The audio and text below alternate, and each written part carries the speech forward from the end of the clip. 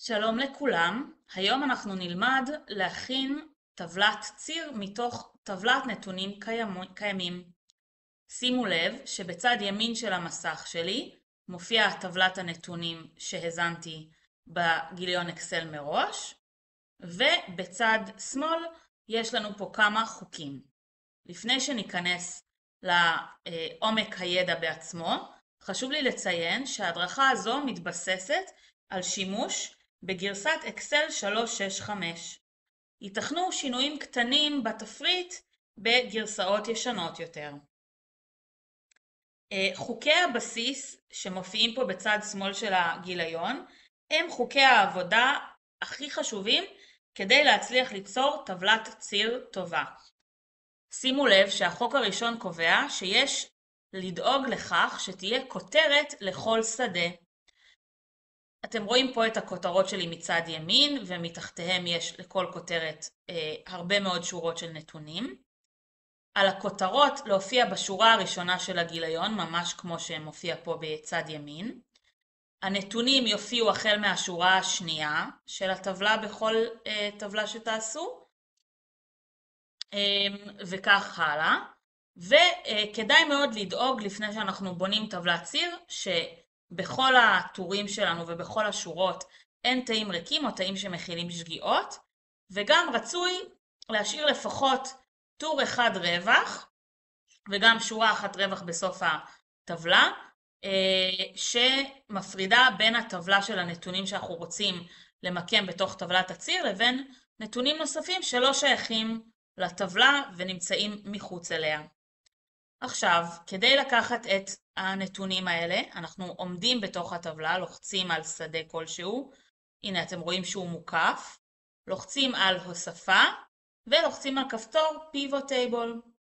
נפתח לנו תפריט פופ-אפ, שבעצם בו מוגדר לנו טווח הנתונים שייכנס לתוך טבלת הפיבוט. וכמו שאני מכירה את הנתונים שלי, אני יודעת שבאמת מטור A שורה 1 ועד טור E שורה 210, זה הטווח של הנתונים שאני רוצה לשים בטבלה. התפריט ישאל אתכם היכן אתם רוצים למקם את הפיבוט טייבל שתיווצר. אני תמיד בעד לבחור בגיליון עבודה חדש ולא בגיליון עבודה קיים, כדי לשמור על סדר.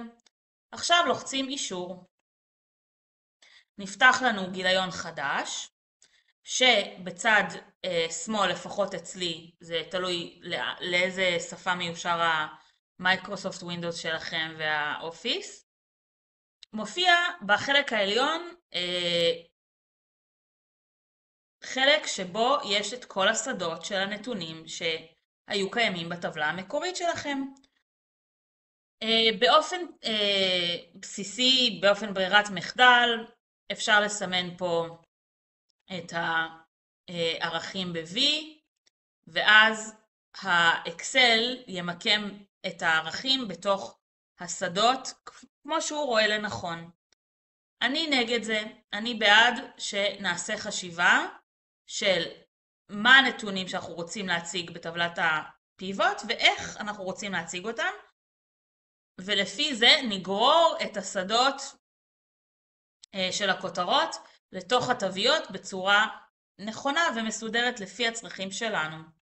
אז אני גוררת פה לתוך השורות את שם הסוכן, ואני רוצה לדעת כמה עמלה הרוויח כל סוכן, אז אני גוררת את זה תחת תווית הערכים.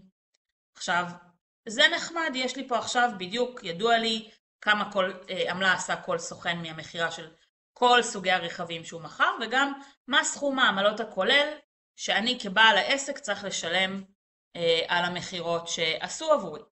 אבל אני רוצה גם לדעת, לקבל פילוח של איזה סוג רכב מכר כל סוכן ומה העמלה שהוא קיבל פר סוג הרכב. אז אני גוררת גם את זה לתוך התווית של הערכים. אני לא רוצה שזאת תהיה ספירה, אז אני רוצה לשים את זה בצורה של עמודות. וככה מופיע לי בצורה ממש מסודרת מה היו הסוגים של המכוניות שמכר כל סוכן, וכמה הוא הרוויח בעמלה עבור מחירה לפי סוג הרכב. וגם כמובן את סכום העמלה הכולל שכל סוכן קיבל. אז יש לנו טבלת ציר. כמובן שכמו שאמרתי, יש אפשרות לעצב אותה בצורה אחרת, באמצעות משחק עם המיקום של השדות, של העמודות, של הטורים של המידע. אז למשל, אם אני אעביר את סוג הרכב לשורות, אתם רואים שיפתח לי טבלה שונה לחלוטין. הטבלה הזאת תהיה מחולקת כך שרואים מתחת לשם של כל סוכן גם את העמלה וגם את סוג הרכב שהוא מכר. אני פחות אוהבת את החלוקה הזאת כדי להציג את הנתונים, אבל היתרון שלה זה שיש לנו פה כפתורי מינוס שמאפשרים לצמצם לנו את המידע וגם לרווח אותו אם אנחנו מעוניינים.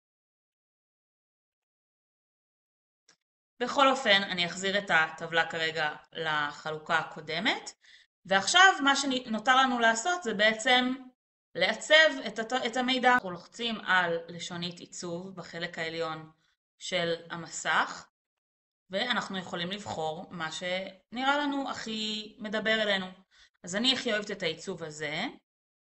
עכשיו חשוב לי שיהיה ברור שכל המספרים פה מתייחסים לשקלים, אז אני מסמנת את כל השטח הזה, ולוחצת קליק שמאלי על העכבר, בוחרת בעיצוב תאים, הולכת בתפריט מספר למטבע,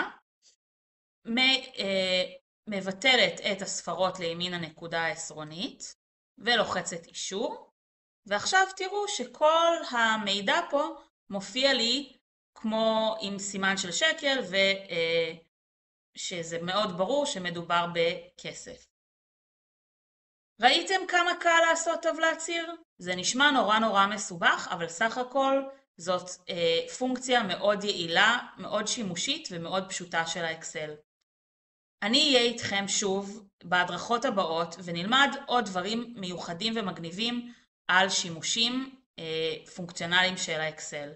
בהצלחה!